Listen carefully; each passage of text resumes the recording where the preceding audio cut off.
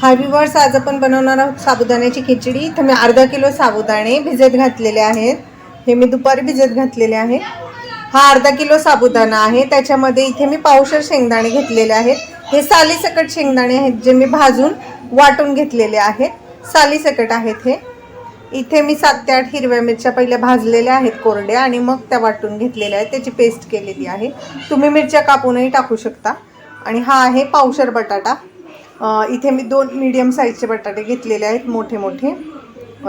तुमच्या हिशोबाने तुम्ही बटाटे टाका, जर तुम्हाला आवडत असेल तर टाका, नाही टाकलं तरी चालेल। चल तर मग साबुदाण्याची खिचडी बनवूया। हे पहा, इथे मी साबुदाण्याची खिचडी बनवण्यासाठी कढई ठेवलेली आहे। त्याच्यात आपण 3 चमचे तेल टाकणार आहोत।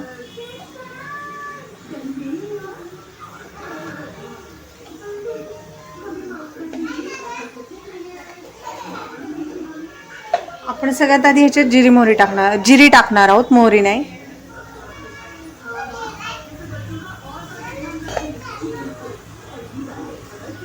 एक चमचा जिरे छानपैकी तडतडू द्या। हे पहा, जिरे छानपैकी तडतडते आपलं।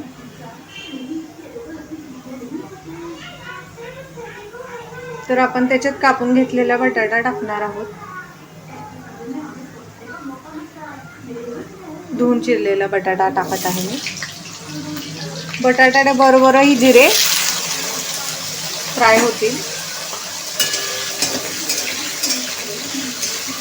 बटाटे आपण शिजवून घेणार आहोत, त्यामुळे ह्याच्यावरती झाकण ठेवायचं आहे आणि 5 मिनिटं हाय फ्लेमवर शिजवून घ्यायचे आहे। हे पहा, 5 मिनिटं झालेत। आपण झाकण काढून बघूया।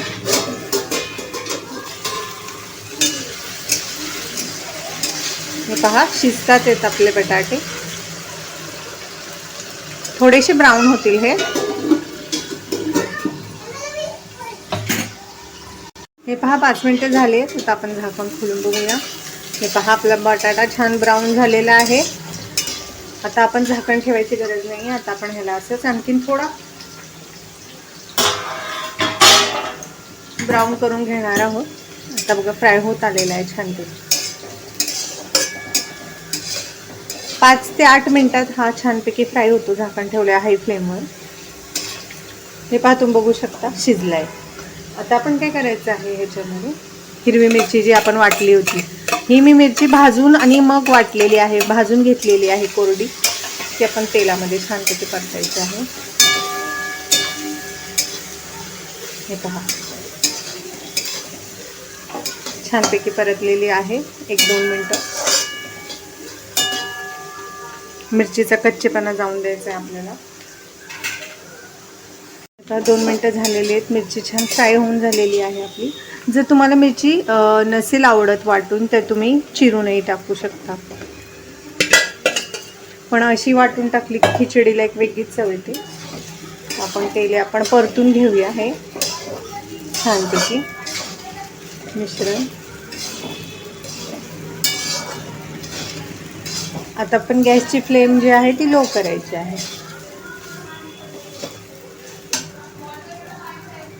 हे पहा, आपण 2 मिनिटं साबुदाणा परतलेला आहे।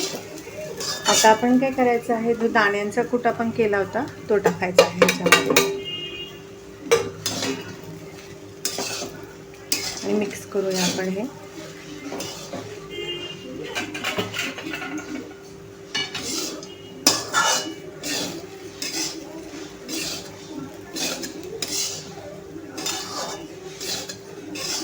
साल जर तुम्ही काढली नाही ना शेंगदाण्याची, तर खूप छान खमंग टेस्ट येते खिचडीला, त्यामुळे नक्की ट्राय करा।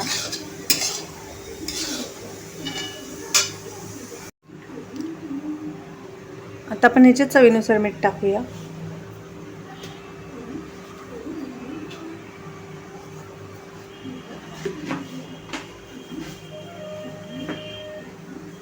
मीठ टाकलेलं आहे आपण।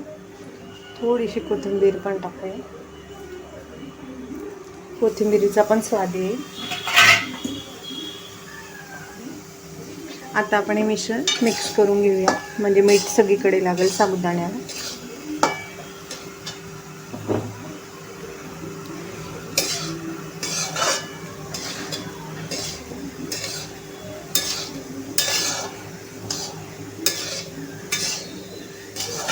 हे पहा किती मोकळी झाली आपली खिचडी. आता आपण ह्याच्यामध्ये झाकण ठेवून लो फ्लेमवरती 5 मिनटं ठेवणार आहोत खिचडी शिजायला.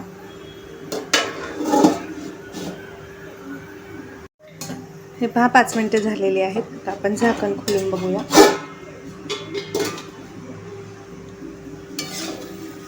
पहा आपली खिचडी छानपैकी शिजलेली आहे. किती छान आणि मोकळी दिसते आहे.